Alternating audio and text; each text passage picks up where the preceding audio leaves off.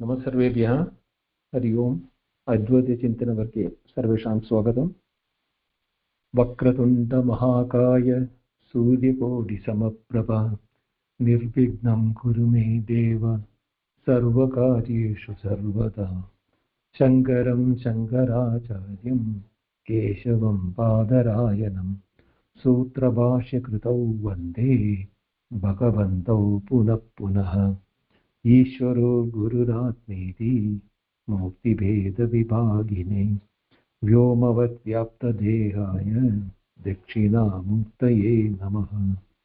ॐ नमः परमर्षिभ्यो नमः परमर्षिभ्यः।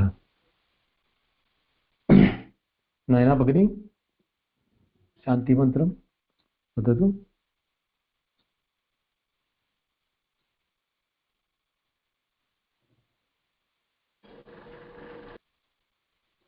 नयना भगिनी आं महोदय आम्। ॐ सहना भवतु सहनौ भुनक्तु सह वीर्यं करवावहै तेजस्विनावधीतमस्तु मा विद्विषावहै। ॐ शान्ति शान्ति शान्तिः। नमो नमः। धन्यवादः भगिनी। अपरोक्षानुभूति प्रथमं श्लोकं चान्द्री भगिनी।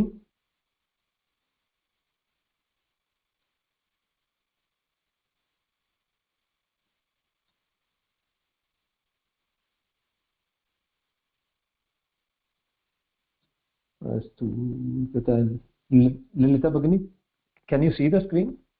Yeah, I can see. Okay. I can see the screen. Yeah, okay. Yeah, please chant. श्रीहरिं परमानन्दम् उपदेष्टारमीश्वरं व्यापकं सर्वलोकानां कारणं तं नमाम्यहम्. Next one also. अपरोक्षानुभूतिर्वै प्रोच्यते मोक्षसिद्धये सद्भिरेव प्रयत्नेन वीक्षणीया मुहुर्मुहुः. धन्यवादः भगिनी. धन्यवादः महोदय. In the last class there was, based on the lecture head, somebody asked me a question which I thought I'll discuss in the beginning of the class so that with that we can move forward. That question was, when we said it is our own happiness that is getting reflected on the objects, and what we are realizing is our own happiness. So the person asked me the question, if that is the case, why are we feeling unhappiness and other emotions when we have some objects which we interact in our daily life? Anybody can answer that, or anybody want to see what is the answer?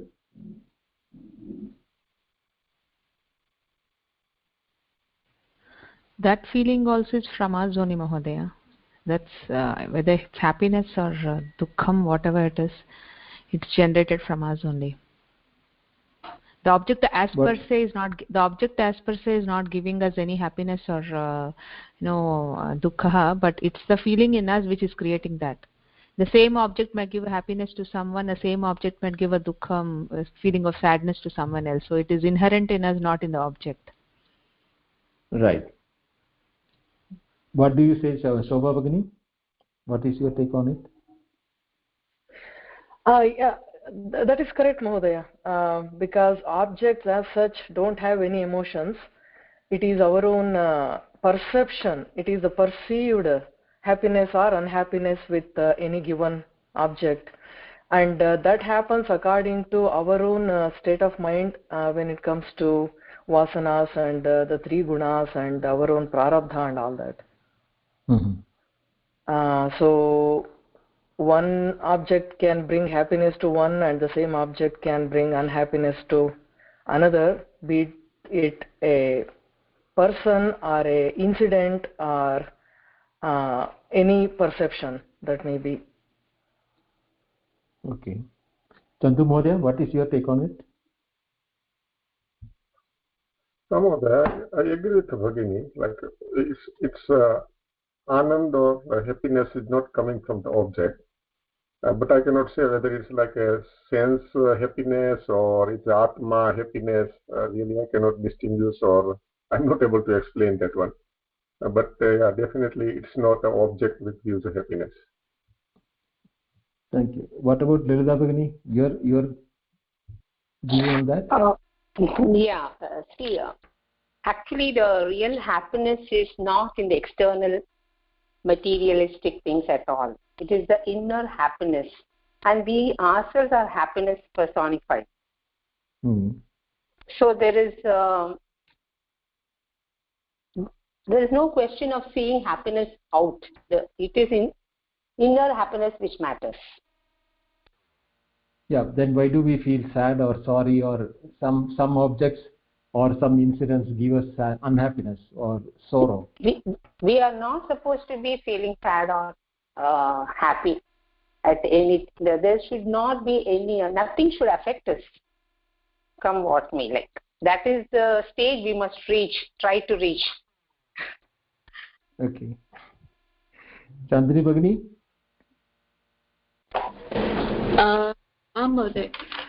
Objects cannot give us happiness. Like earlier it says that it is our liking or our vasana towards that object which is making it feel attractive, because after some time that same object does not give us that similar happiness. We've already moved to another one. You can enjoy the object, but basically don't get attached to it or become a slave of it. Okay. Mahodaya, may I add one more thing when everyone is done? Let Chandini Bhagini finish it. Then yeah, that's what. When everyone is done, right. I would like to say. Yeah. So that's why we should not depend on objects for our happiness, because they themselves keep changing, and what we are looking is for permanent happiness. So you cannot get it from impermanent things. Okay. Yeah, please go ahead. Shobha Bhagini, what is it you want to add?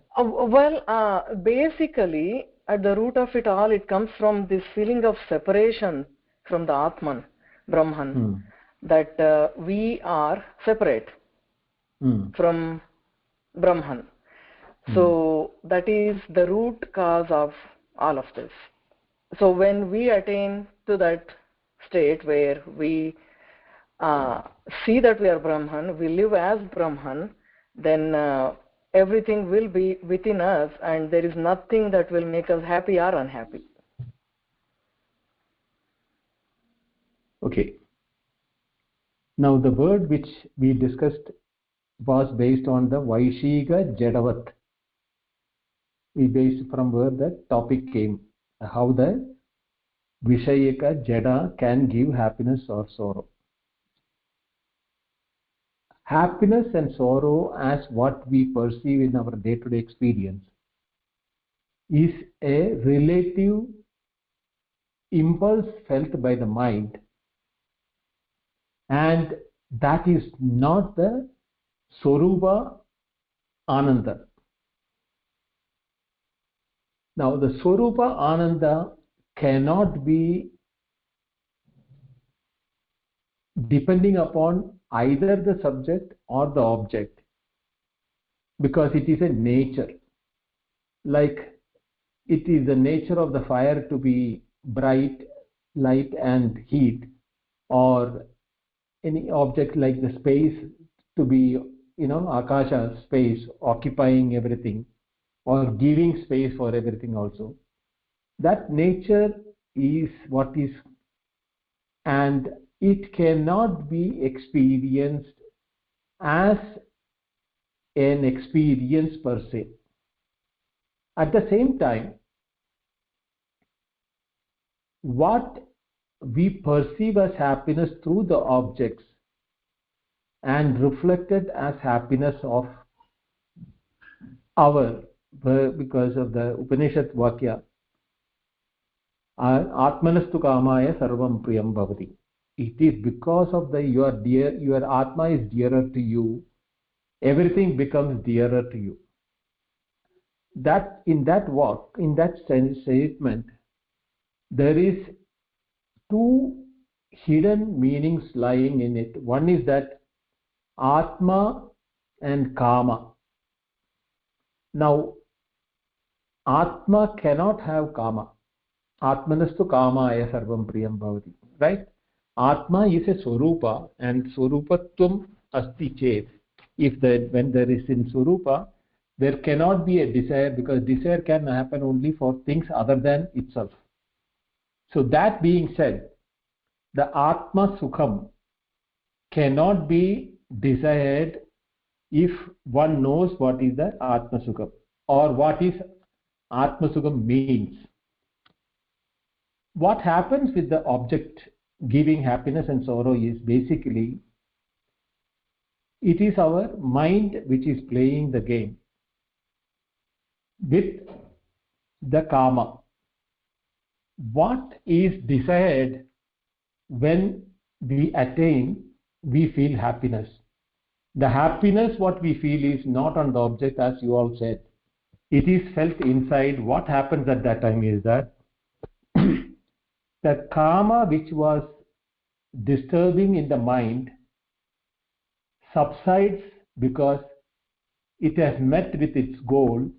So for that momentary period where that attainment has happened, the Kama or the desire in the mind as an impulse or the vritti in the mind subsides, and what we experience is the reflection of the happiness of ours, but we superimpose it onto the event or the object. And we say that the sweet gave me happiness, or being in presence of somebody gave me happiness, or some event gave me happiness. It's all because of the superimposition of that desire which was causing the anxiety or the eagerness to achieve the desired result, meets with the result and subsides. Now what happens in the case of unhappiness or sorrow is that same type of desire is there, but a desire which cannot be fulfilled. At that time what happens, when the desire doesn't meet the expectation, the desire doesn't subside. It creates an agitation in the mind, and that agitation of the mind is being observed by the observer, and that is what it is creating the anger or hatred or unhappiness or sorrow or misery, because the vritti doesn't subside, because it has not met with what the expectation was, because everything is based on the expectation we have from an event or an object. We forget for the time being that objects are not under our control. They are independent as entity. Just as we are independent, the objects are also independent, and they have the independent role to play in the nature. When that happens, what we with our desire want to modify or change the situation or expect the object or the event to meet our desired levels of happiness or requirement. When that doesn't happen, the manovritti cannot subside.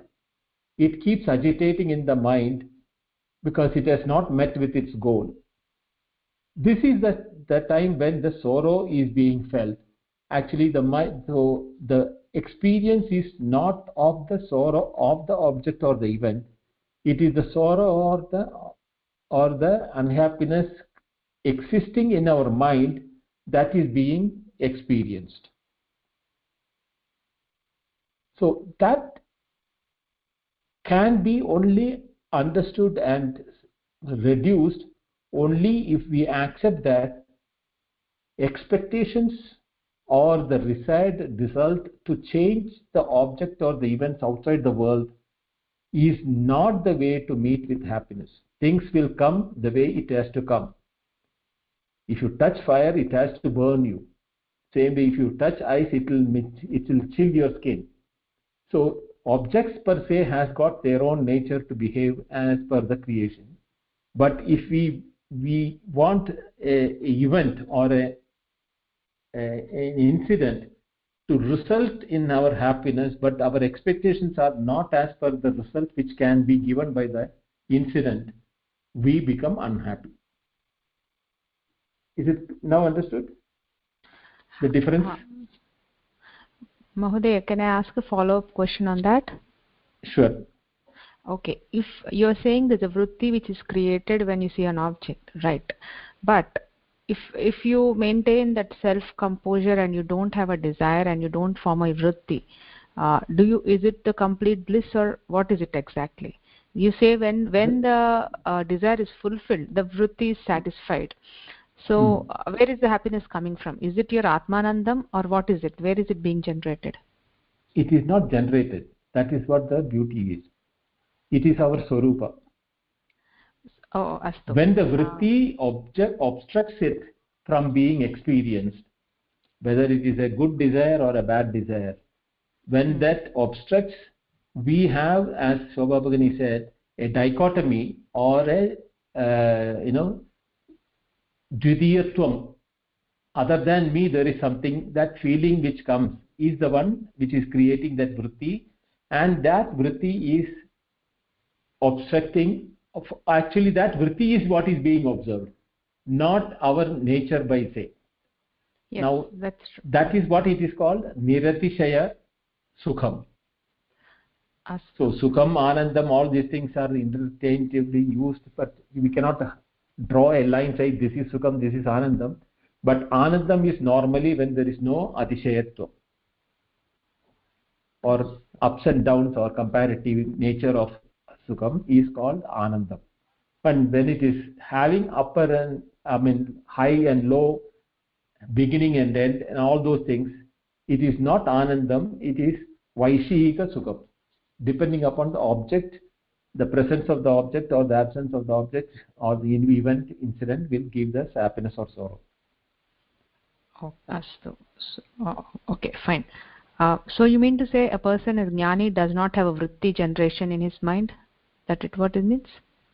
Jnani's vritti is about the swarupa. He has a vritti. Okay. As long as mind is there, there will be a vritti. Ah, right. But it's for mokshananda or like for not mukti. Mokshananda, Vasudeva Sarvamiti. Okay. Or Sarvam Khalu Idam Brahma. So his vritti is established in the reality or the truth that I, as an individual experiencing the world outside, is not different from it, and my experience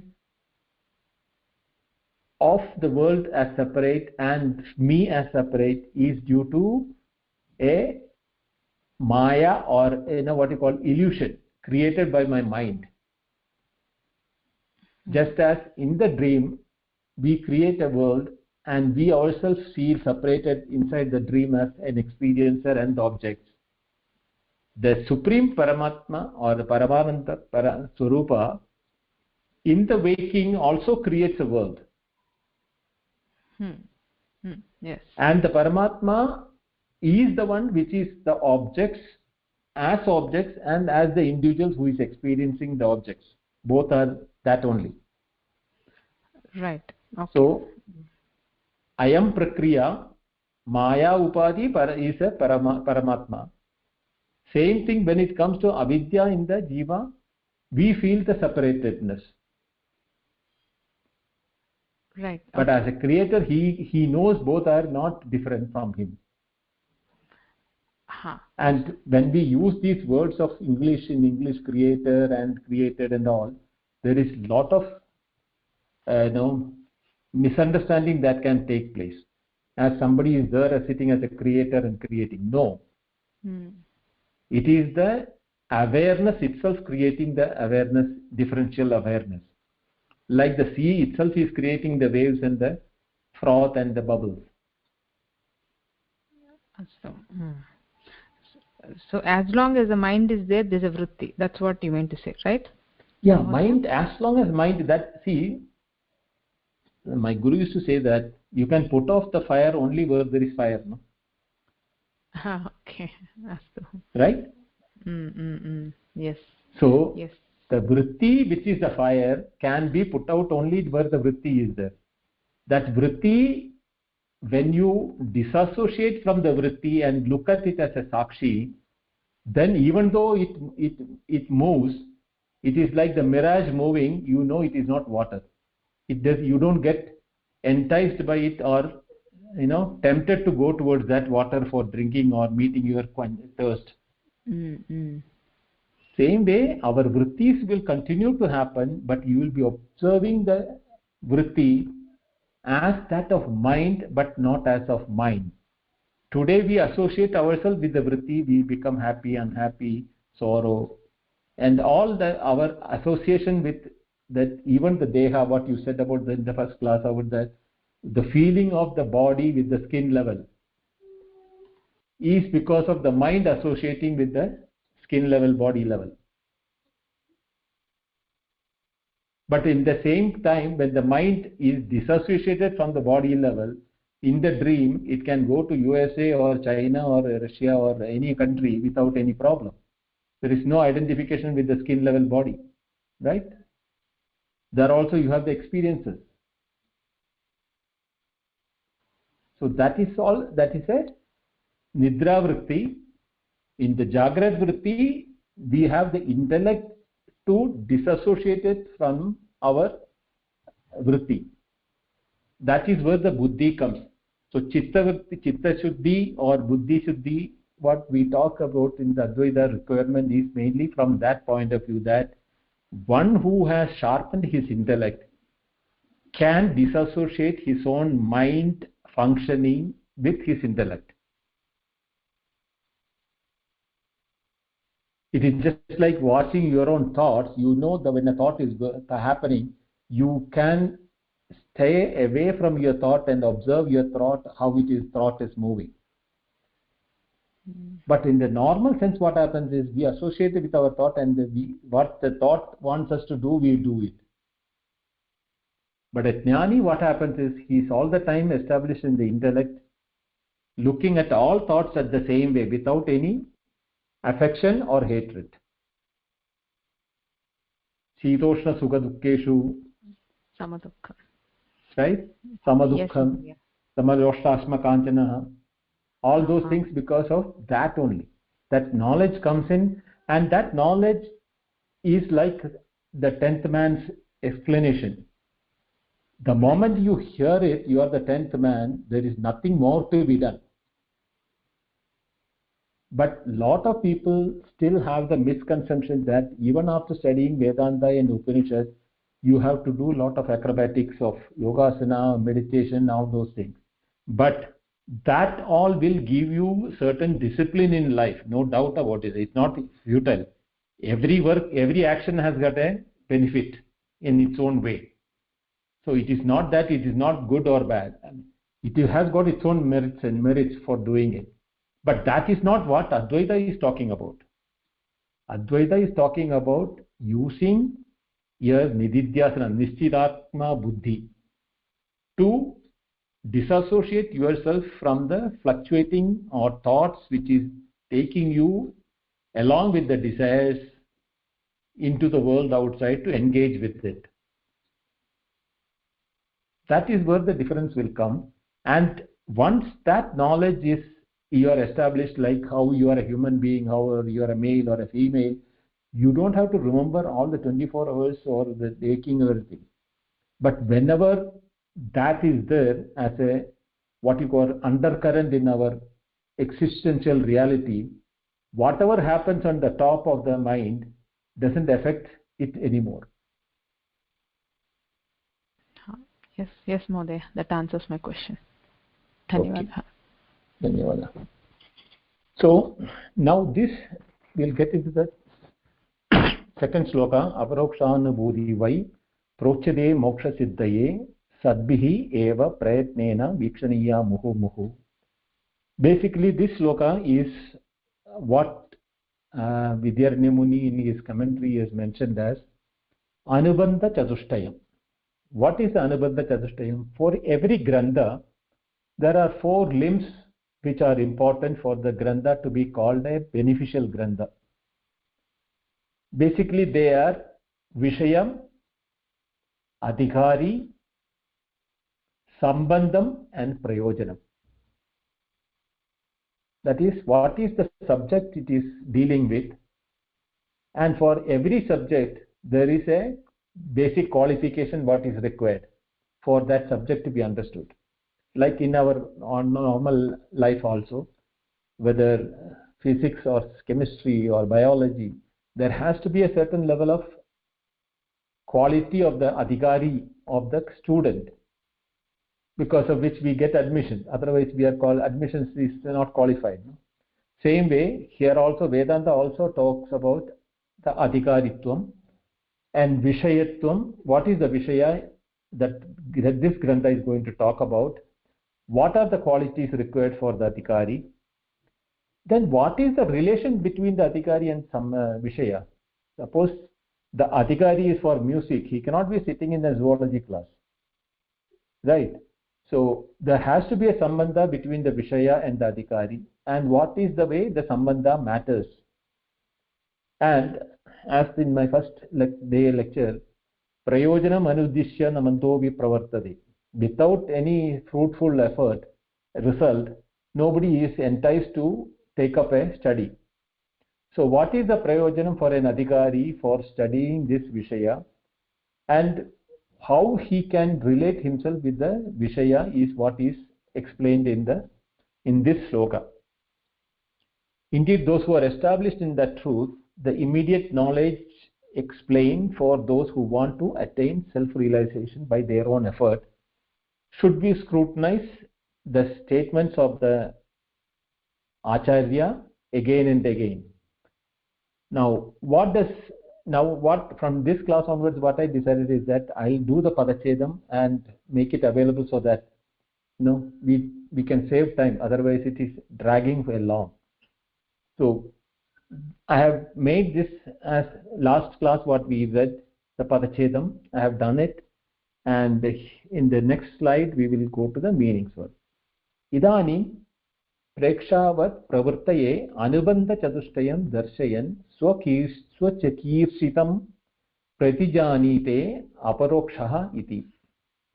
Now here he is talking about the Anubandha Chatushtayam, the 4-fold interconnected requirement for explaining what is Aparoksha. And for the sake who have taken this as a study, self-motivated, because nobody is forcing anybody to study this. Those who are interested, that is the beauty of Advaita. Advaita is not forced by our parents or our teachers or anybody for us to study that. It's our own interest in. So, in as the Gita sloka says, Tan man prapadyate. So those who have got the interest will reach to a right Advaita learning process if he is really interested in it. The subject should be of enticing to him. Otherwise, there are so many people who are listening so many other subjects and lectures. Some may be interested in politics, some may be in the warfare, some may be in music, some may be in dance and drama. Like that, different interests are there for people. These are all called based on vasanas.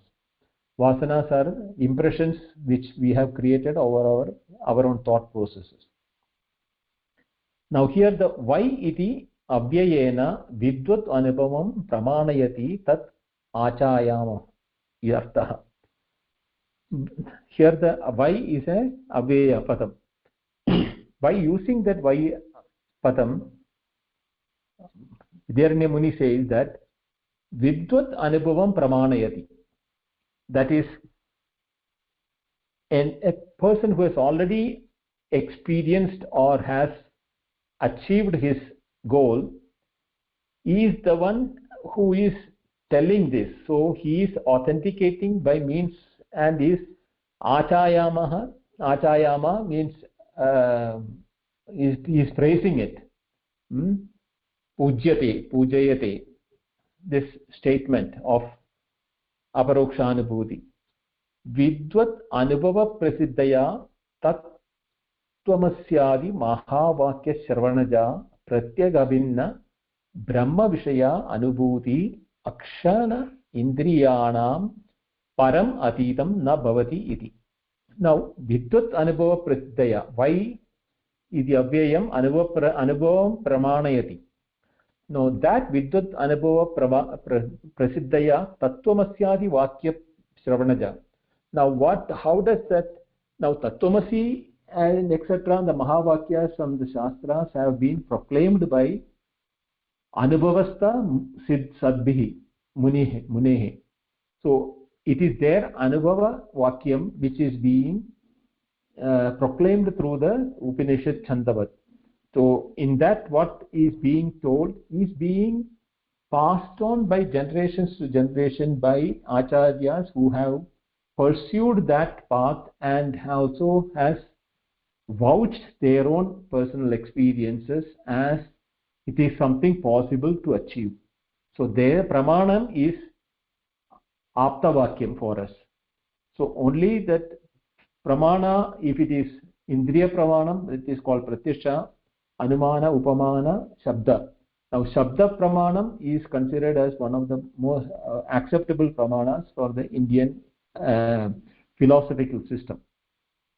Now, what is the Shabda Pramanam? It can be either a perceptor who has experienced it is explaining with the Shastra as a Pramana, or whatever he has said has written down or passed on to generations by people. But just because he wrote it, it doesn't become a Pramana. If it has been passed on from generation to generation, somebody has vouched for it. Otherwise, so many things have been told by so many people. No? How come an Advaita philosophy, which even after almost 2000 years is still able to make interesting and acceptable to people who have got sharper intellect, is because of the fact that it has been proved that what is being taught in the Upanishad and the Shastras is not something which what you call paroksham. Akshanam bahihi nasti. It is something immediate and it can be experienced by anyone. Just as if somebody today tells about sushupti or the deep sleep, anybody who has experienced sushupti will immediately be able to relate to his sushupti what the other man is telling as sushupti. Same way, when the Purvacharya said something about the Tattvamasi, that Tattvamasi, how it is true, is logically explained, and that when your Chittavritti comes to a what you call standstill, or when you are able to see through the Chittavritti as separate entity, as a Sakshi, you are also able to experience same anubhuti or the awareness what has been told in the Shastras. So Brahma Vishayam or Aparokshanubhuti is the first Vishayam or of the text which we are going to deal with it. Now Aparoksham Indriyadhishtanam Tattva Prakashabhyam Nitya Pratyaksha Swaprakasha Atma Tattvam. What is the Brahma Vishaya? Aparoksham Indriyadhishtanam. Aparoksham is not Paroksham. So it has to be Indriya Pradhishtanam. Tattva Prakashabhyam, that the Indriya as well as the Tattva, which is a Atma Jyoti or the self awareness within ourselves, Tabhyam, Nitya Pratyaksha. It is ever present. It is not something that, when you hear music, you hear the music. When you eat, you are tasting the thing. So each Indriya gives a different aspect. But it's all object oriented. But when it comes to subject or Atma, there is never a period or never a moment in our life when we say that I am not. Aham asmi sada bhami. I am there is always what is being experienced, whether you know Sanskrit, whether you are an Indian or whether you are anybody in the world, everybody has the same feeling. So it is a nitya pratyaksha, swaprakasha atma tattva. That swaprakashata is very important word to be remembered in our way. That it is not a light from outside. Here the prakashatvam is not talking about a light. It is the enlightenment of our true nature through which our existence is always being realized by us. Aham asmi is a prakasha, atma prakasha, that I am there or I am is the statement at which everything comes after that. As soon as we wake up from a deep sleep or in the deep sleep, the first thought what comes or the first experience what we have is aham asmi. Then only anything else can come. That aham is not ahanda. So you should not confuse between ahanda and aham. Aham is the swarupatvam, whereas ahanda is the ego as a aspect of the mind when it says mama, aham mama, when it is identifying itself with something else. So that is not what is the aham. The aham asmi is the pure awareness that I am. That itself is the atma tattva. Tasya anubhuti vritya aruda akhanda yad va aparoksha cha asau anubhuti cha idi aparokshanubhuti. Now he is defining what is aparokshanubhuti. Tasya anubhuti vritya. So that anubhuti as a vritti in the intellect. The anubhuti per se is atma tattvam, so prakashata. But tasya vritti, when akhandata aruda, when it encompasses everything, that entirety, binding everything, aparoksha cha asau anubhuti, that is being experienced as aparoksha means pratyaksha. That is called aparokshanubhuti.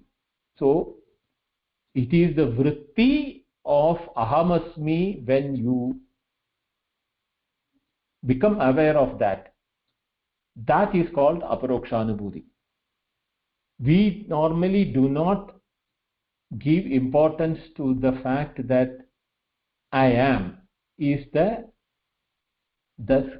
substratum on which my life, my objects of interaction, my experiences, everything is based on that aham asmi. If I am not there, nothing is there. That's what happens in the sushupti, no? So that aham asmi, when it is observed as a vritti in the intellect, then it becomes aparokshanubhuti. Vidya aparapadyaya. Here the vidya, I didn't want to translate the word vidya, means vid jnapane, knowing. That itself is Brahma Sakshatkara. Knowing that vritti is what is called Brahma Sakshatkara, because aham asmi, as I told you, is the experience of everything in this world. So what I experience as aham cannot be different from anybody else experience as aham.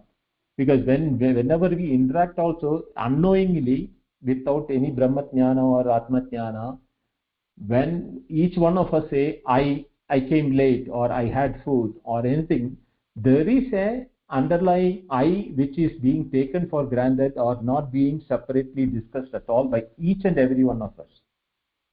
But when you don't identify that separatedness, you are in the confusion or what we call as delusion. That aham sharira, aham deha,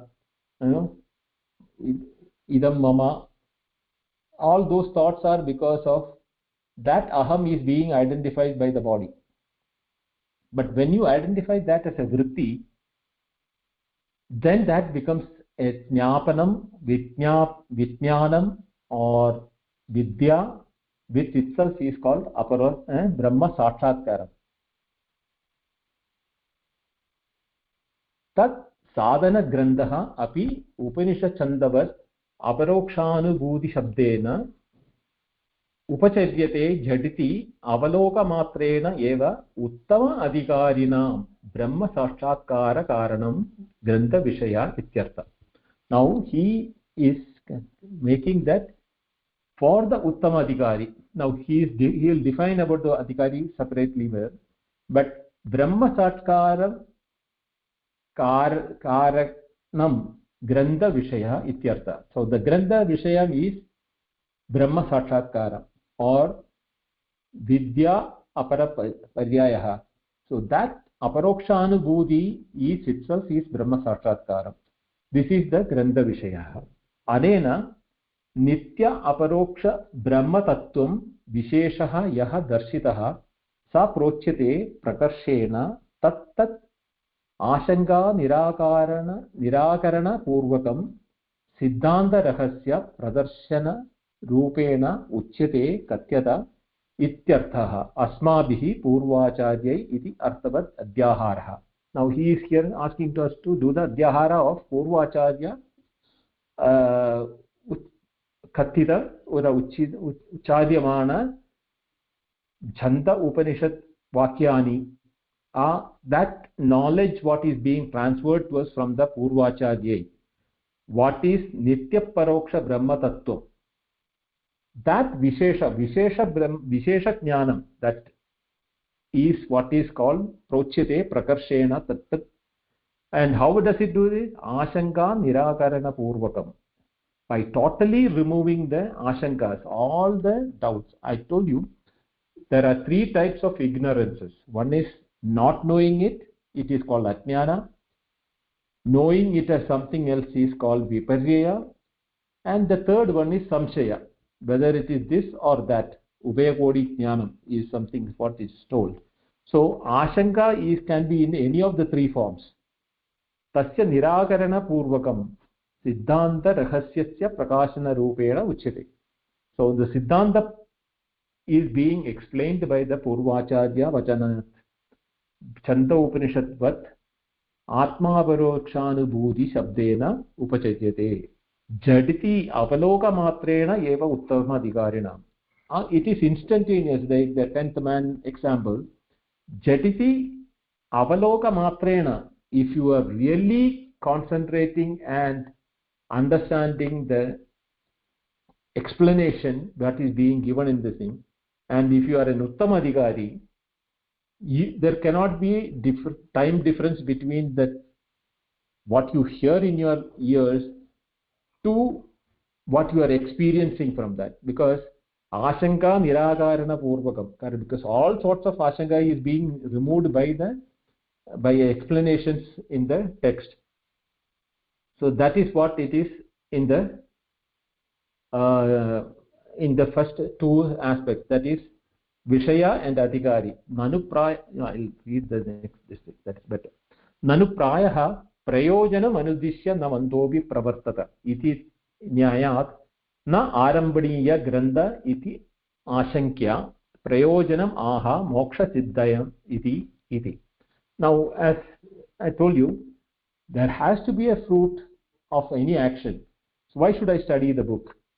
Even a uttama adhikari should ask and can ask the question, what is the benefit if I am studying this book? So here he said, that is the famous nyaya, prayojanam anudishya namantobi pravartati, because even the fools do not take up any action if there is no result to it. So what is the prayojanam? Moksha nama swa avidya kalpita anatma dehaya atmatva abhimana rupa bandha nivritti dwara swaswarupa avasthanam tasya siddhi prapti tat artham.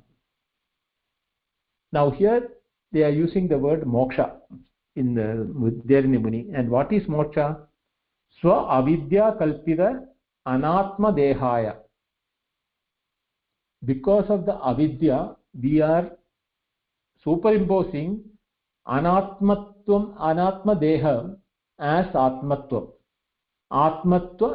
abhimana rupam, because we get the abhimanatvam on the atma abhimanam on the anatma deha, because of sa avidya kalpitam, tadeva bandham, tasya nivritti dwara swaswarupa avasthanam tasya siddhihi itrute aparokshanubhuti siddhihi praptihi tadartham.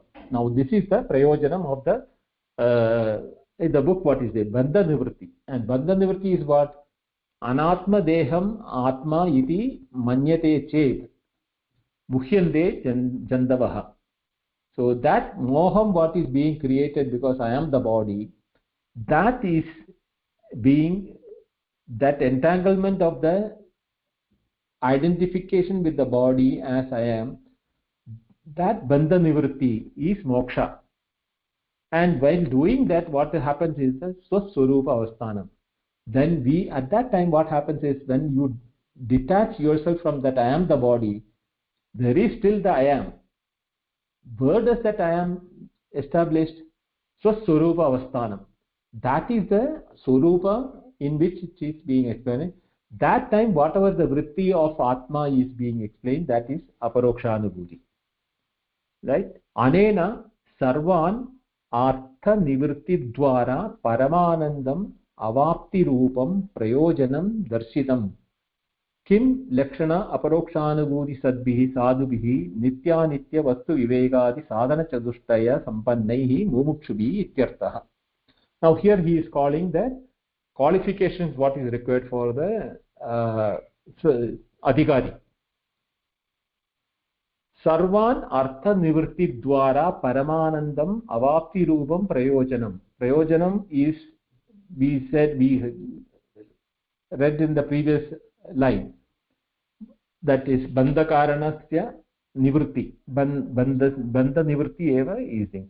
So adhikasya, how does it happen? Artha nivritti dwara paramanandam avapti rupam. That paramananda rupam is the vyapakatvam, and that is being attained by that vritti, aham vritti, which is not with the deha, anatma deha. Kim lakshana aparokshanubhuti sadbhihi sadubhihi. Why does the lakshana, what are the lakshanas what are required by this for the aparokshanubhuti? The learned people, what do they say? Nitya nitya vastu vivekadi sadhana chatushtaya sampannehi mumukshubihi. So mumukshu, there are 4 qualifications for an adhikari. Nitya nitya vastu vivekam. What is nitya and what is anitya? And vastu vivekam, the vastus, the objects including the sharira, there is nitya and anitya. So nitya anityam, there is something which is nitya. Even in my 3 avasthas, jagrat swapna sushupti, there is something called nitya which is there. That is why I am able to say that I slept, I dreamt, I am awake. So there is something nitya in all our experience from the childhood today till date. We are able to say, I am the one who was as a child, I am the one who is an adolescent, I am the one who is an old man. All those things, there is something called nitya in all. But at the same time, there have been millions of anitya vastu in our life till date. That vivekam, to knowledge what is nitya and what is anitya, is called the vivekam. Now vivekam is, in the normal sense, is intelligence. Now the intelligence for this adhyatma vidya is nitya nitya vastu vivechanam. Tasya jnanam vivekam eva nitya nitya vastu vivekam. That is one. Then mumukshutvam, that I need to get myself identified with the nitya vastu, which I have been till now wrongly being identified as an anitya vastu. The body which I had as a child is no more the body which I am holding today. Neither the house, nor the location, nor the food, nor the air, nor the water, nothing has remained the same. So every change, in the eternal world of changing, there is something which is changeless. So to know that is what is called mumukshutvam, bandha nivritti. Because of the identification, wrongful identification, we get that bandhatvam with that anatmatvam. Now sadhana chatushtayam sampannai, what there is one more thing is called shat shamadamadi shat sampatti, vivekam vairagyam mumukshutvam nityanitya vastu vivekam. These are the four sadhana chatushtayam which is required for a mumukshu. Eva shabdat anyai karma upasanadikaribihi idi bhavaha. That is that the word he has used, no, eva shabda is saying that karma upasana adhikari, for them also this is mandatory that they should have the sadhana chatushtaya sampatti. You can continue to do your karma or upasana and all actions which you are doing, aspirants who follow the paths of karma and upasana. You can also be included provided you have the nitya vastu vivekam, mumukshutvam, vairagyam and shavadamadi shat sampatti. Muhu nairantarya dirghakala abhyasa prayatnena snana vikshadau api anadaram krutva ityartha. So the muhur means nairantarya dirghakala abhyasa. Here the commentator Vidyaranya Muni is saying that snana vikshati api anadaram krutva nairantarya dirghakala abhyasam yak karotihi saha eva mumukshu nityanitya vastu viveka sampannaha iti avagamaniyam. So we have to take that. Now this sadhana bhikshadau is used for snana bhikshadau is used in the time of people who have taken to sannyasa in the sannyasa ashrama. So they have only snana bhiksha, but no other obligatory duties like agnihotram, nitya karmadhiga.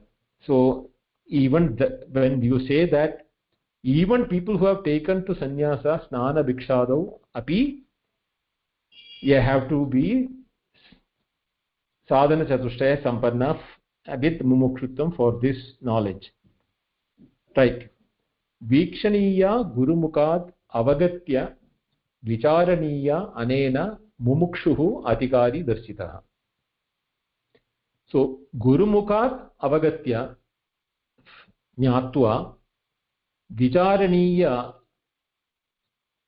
muhu again and again by adhikari who is a mumukshu. Understanding it from the words of the preceptor, because shabda pramanam is what we are now taking as a pramana here. So shabda pramanam, when it comes with it, gurumukhat avagatya vikshaniya vicharaniya, by this gurumukhat yat nirgatyate nirgamyate tasya vicharanam krutva mumukshu adhikari darshitaha. Anena eva arthat पूर्वकांड उत्तरकांडयो साध्य साधन भावः संबंधः च दर्शिता भवति इति बोध्यम. Now the last of the sadhana chatushtayam, prayojan, in the normal parlance we say vishaya, adhikari, sambandha and prayojana. Now since he has spoken about the prayojana in the beginning, the only one which is left out is the sambandha. What is the sambandha? Purva uttarakandayo sadhya sadhana bhava. So Purva Uttarakandam is here, he is referring to the Mimamsa, Uttara Mimamsa and Purva Mimamsa, where one is talking about the obligatory actions, Vidhi, Nishedam in the Vedas, and Uttarakanda is talking about the Adhyatma Vidya. So Sadhya Sadhana Bhavan, that because of the two differential aspects of the two, in the Purva Kanda, whatever is sadhya is not pratyaksham. Swarga kamo yajeta, putra kamo yajeta, all those things, the result may or may not happen. Whereas here, the sadhyatvam is, Gurumukhat Shravana Matrena Jatiti Avalokayate Mumukshubhihi. So the Mumukshu who is fully ready just by listening it from the Guru Mukhat, he has instant understanding, and if he doesn't have that, then vikshaniya muhu muhu. He has to think about it again and again, but the sadhanatvam, what is the result, is guaranteed by because it is not talking about something paroksham, Sorgo, Pashu, Uttradi, which is not in your hands. It is talking about your own very nature, which is already an occupant. But it is what we call it as instant and already with us. Only thing is that we are not identifying with it. That is the so. Darshita bhavati iti bodhyam. That is what is to be understood. So in this shloka in the commentary, both Shankaracharya shloka as well as Vidyaranya Muni's vakya is describing about the Anubandha Chatushtayam and the Adhikari Sadhana Chatushtayam, which will be explained in the next shloka. So that we will Sadhana Chatushtayam we will be discussing in the subsequent shlokas. But this is what is the prayojana of this book. This is what is the sambandha between the adhikari and the subject. And what is the prayojana is that Vaishika Sugam Jadavat Asti So Prakashata Ahamasmi Tattvamashyadi Vakyam. This is what we will realize it by studying this book. Now, Swa Varnashrama Dharmena Tapasa Haritoshanat Sadhanancha Bhavet Pumsa Vaidyagadi Chatushtayam.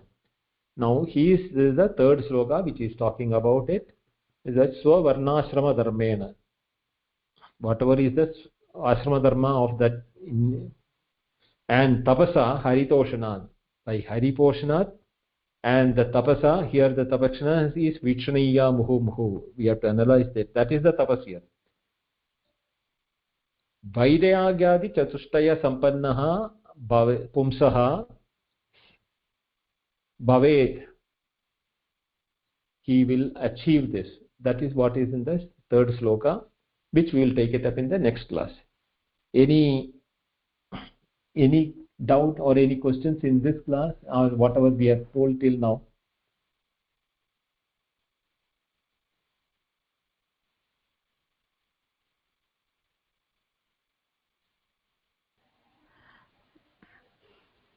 Mahodaya? Yeah. Can you just list down in the WhatsApp group the 4 pramanas, 4 sadhana chatushtayam, and 3 types of ajnana, viparya, and samshaya you have explained, and then you have told the basic terminology is important because that's where we get held up. So if you can just give a one-liner about each in the WhatsApp group, that will really help us when we go about in the text, Mahodaya.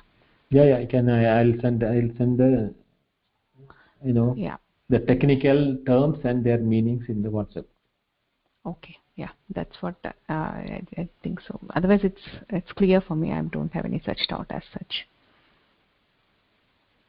Okay.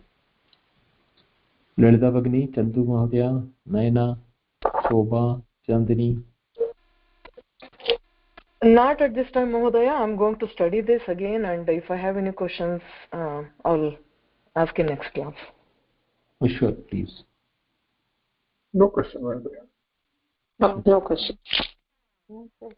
Yeah, this is basically a shloka which is talking about what are the requirements and what is the text is all about, and what is the relation that is to be maintained for the thing. So, in the technical terms, these are all what you call the preliminary requirements. You told about. Sorry. Yeah, please go ahead. Yeah, I think one of the preliminary requirement is saying prayatanena. I think which I see very frequently. It's not easy maybe, or easily you can eat it. I think we have to keep trying further and further on that aspect. Yeah, because see, aneka janma siddha, aneka janma prapta, we have been always identifying ourselves with the body and related to the body, aham, mama. But that aham, which is what the Advaita talks about, is a different aham, is what it will not come from unless you are a uttama adhikari and jaditi, you by listening itself. For example, in the Kathopanishad, Natiketa didn't have any time to repeat that. The moment Yama explained it, he understood the whole thing. Whereas in the Chandogya Upanishad, Uddalaka had to tell 9 times to his son Shvetaketu, Tattvamasi Shvetaketu, Chattvamasi Shvetaketu, giving 9 different examples. So even for a Uttama Adhikari like Shvetaketu, the father had to explain it in 9 times with the 9 different examples. So it's in the Upanishads itself, they are showing the difference between the caliber of each of the students. Yeah. Dhanyavad. What was that, Vanshi Bhagini, you were asking? All the 4s, Mahodaya. You said the 4 important points: the Grantha, 4 Sadhana Chatushtayam, 4 Pramanas, and the 4 Anubandha Chatushtayam. You have listed all these in the class today, so if you can detail them out, it will be nice, Mahodaya. Yeah, I'll send it in the WhatsApp. And 3 types of Pramanas also. I think 3 types of Ajnanas. Yeah, that's also. Yeah, Ajnana is the 3 types. Yeah, all those points which you can tell that. Nice. Mahodaya, clarification on the term vritti. So vrittis are what we create every time we experience something or there is a thought, and when there is a bigger impact, it becomes a deeper impression. So the vrittis that we had in all the previous janmas, over time they become vasanas which we bring to this life, and according to those vasanas we live and behave and experience. And again we are creating vrittis every day, every moment, and they become vasanas that we are adding to what we already have. So they can be positive or negative vrittis that become positive or negative vasanas. Is that a correct understanding? Partly yes, and partly there is something which you need to correct it. One is that Advaita doesn't talk about multiple lives. Okay. But in the text of Upanishad, they talk about Punarjanma, Agnirati Marga, Archarati Marga, and all those things for the benefit of those who have not Uttamadhikaris. Now, a person who has seen water in a mirage, how will you explain that this water, what you see in a mirage, is not water? So when a person who knows that also, he has to use the terminology, this water, what you see. Knowing very well that there is no water, he has to use the word, this water, what you see, isn't it? Correct. But for the purpose of our understanding in studying, knowing the meaning of the word vritti, what is the... Right. Vritti, basically, we have to understand is that vritti is the agitation or thoughts which is happening in the mind to create a disturbance with which we don't see the mind which is at tranquility.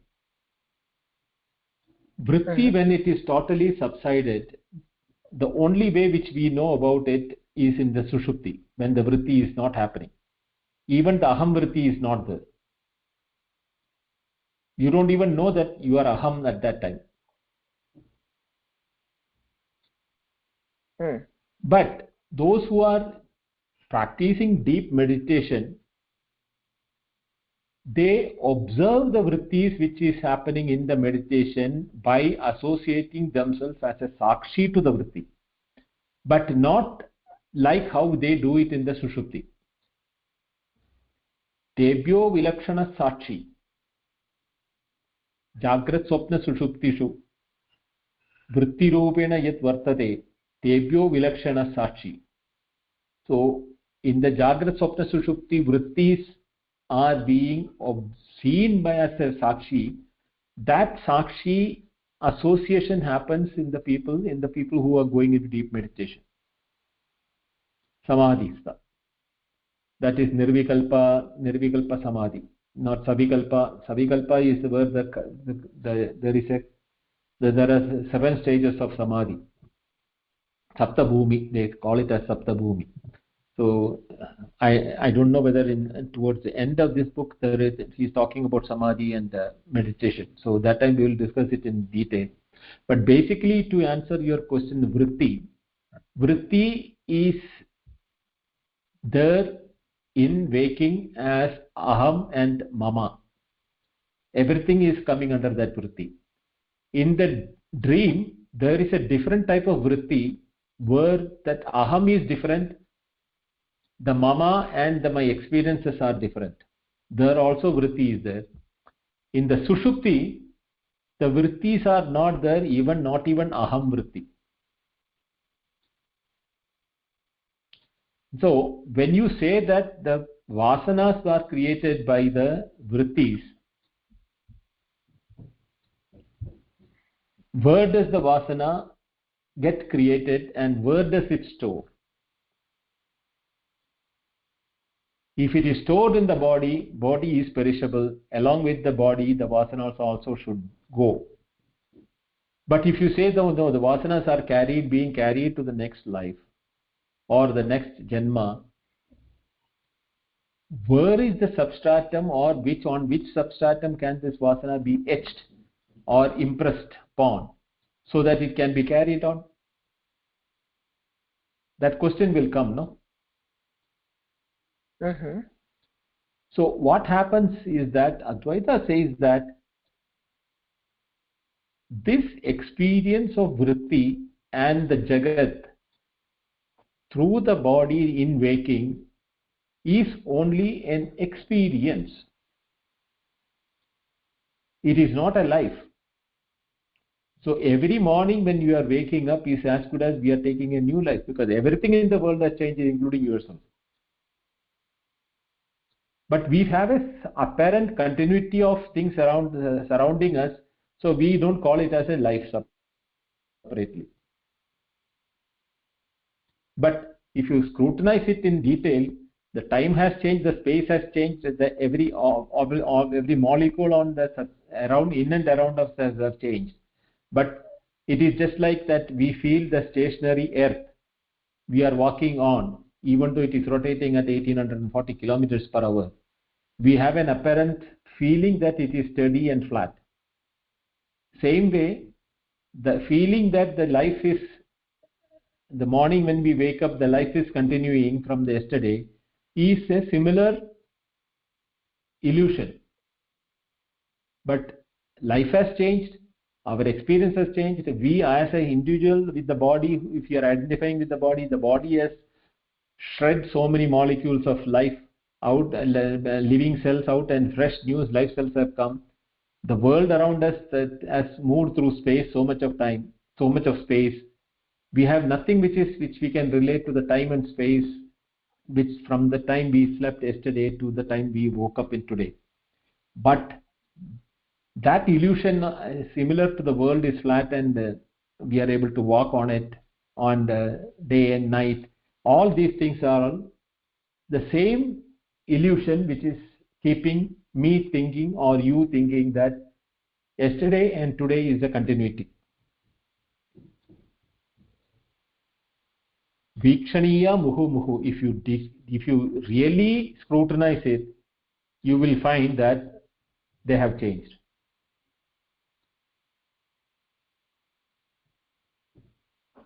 This, to accept it, there is a vritti which is obstructing it, which is called ajnana, samshaya or viparya. That three, one of that is prohibiting us to accept the fact. Now that has to be removed by jnana. Only jnana can remove ajnana.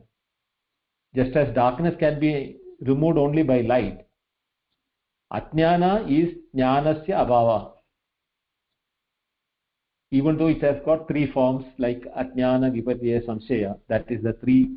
The thing. It is like the different tongues of the fire. Sapta. They call it a Kali, Karali. There are 7 tongues for a fire when it burns, from the red to orange to bright. Different colors come. Dark, from dark onwards. Kali is dark. So that is when the smoke comes to the thing. Same way, the mind also has 3 vrittis in the Ajnana avastha. Samshaya, Ajnana, Samshaya, Vipadya.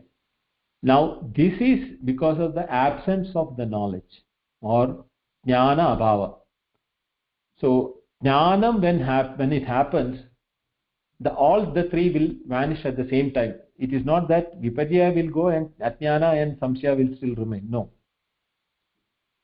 Because what we are learning, we are studying is about a tattvam which is the only thing which is permanent in and around us. Nityam.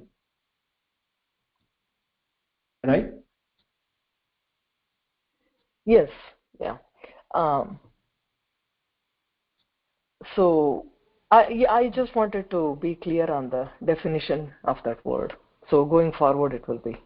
Yeah, Nitya, the vritti is basically the agitations in the mind. Now, whether that creates a vasana or not and everything is depending upon what you believe in. Because I remembered reading something about this in Vivekananda's book. So, but yeah, that's what I'm thank saying. you for the explanation. No, Shobha Bhagini, you should understand that each text is meant for a type of adhikari. Right. So it will be different there. Yeah. It will be different. For example, as I told you in the Gita class, each adhyaya is for a different adhikari. What is told in the second adhikari, the second chapter, is not what is being told in the 6th or 7th chapter. Is not what is going to be told in the 13th or 15th chapter. True. So each chapter has got a grantha status where the vishaya is there, adhikari is there, prayojana is given, and sambandha is given for each of the chapters. So same way, if you read Vivekananda book, Ramana Maharshi's book, or Upanishad, Bhagavad Gita, Brahma Sutra, each one of them has got different adhikari requirement, different sambandha between the vishaya and the adhikari, and prayojana in the Advaita parlor. Upanishad, Brahma Sutra and Gita are talking about abhinnatvam, advidiyatvam and abhinnatvam, that jivatma paramatma ekaha. That is the prayojana. That prayojana will come only when you can start moving from one place only if you stop holding on to the thing which you are holding on that place. Suppose if you are holding on to the rail of a staircase, you can't leave the staircase and move up, no? Like that, we have to de-identify with our vrittis that aham, deha, or idam mama, all those things to aham, paramanandam, sakshi rupena, idam sarvam janati. Sarva rupena janati. So then what happens is that sarvam khalu idam brahma, aham asmi, and aham brahmasmi, when it becomes the total knowledge. That Brahman, what is being sown, which we call it as Brihat, where it is as different from me, is not really different from me. That and I are the same in essence. Apparently the water is different from the waves and the froth and the bubbles, but they are all basically nothing but water.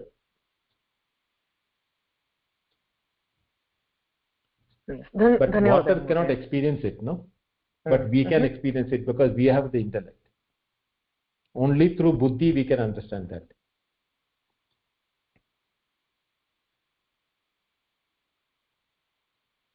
Mahodaya, just excuse me, I need to leave, Mahodaya. Yeah, we will stop that. Oh, is it? Okay, fine. Yeah. ॐ पूर्णमद पूर्णमिदं पूर्णात् पूर्णमुदच्यते पूर्णस्य पूर्णमादाय पूर्णमेवावशिष्यते